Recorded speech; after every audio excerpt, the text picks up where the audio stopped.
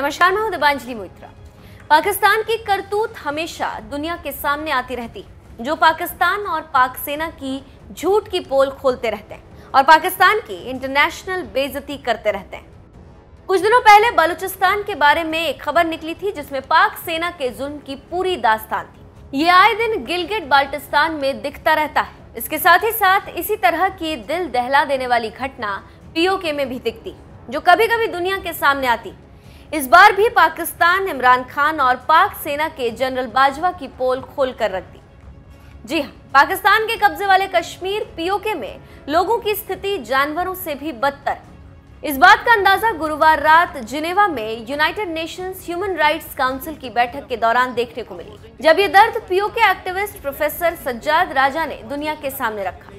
राजा ने सीधे तौर पर पाकिस्तान की सरकार और फौज को निशाने पर लिया और कहा कि पाकिस्तान हमारे साथ जानवरों जैसा सलूक फौरन बंद करे, हम अपने ही घर में बेगाने हो गए।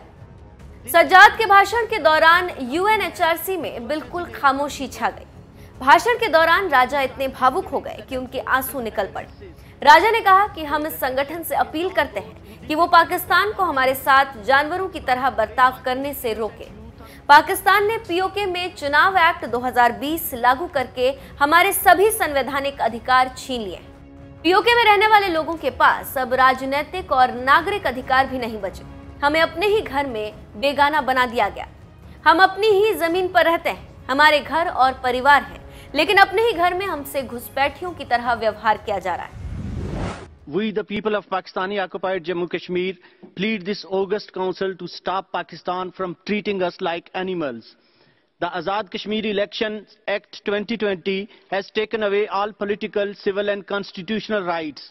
Our activities opposing accession to Pakistan have been declared anti-state in flagrant violation of United Nations resolutions. We are treated as traitors in our own home simply for defending it.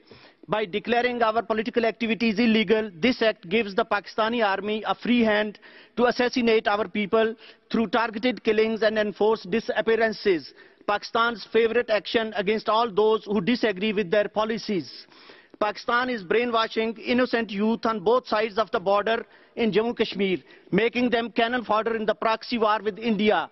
Pakistan continues to run terror camps from Azad Kashmir.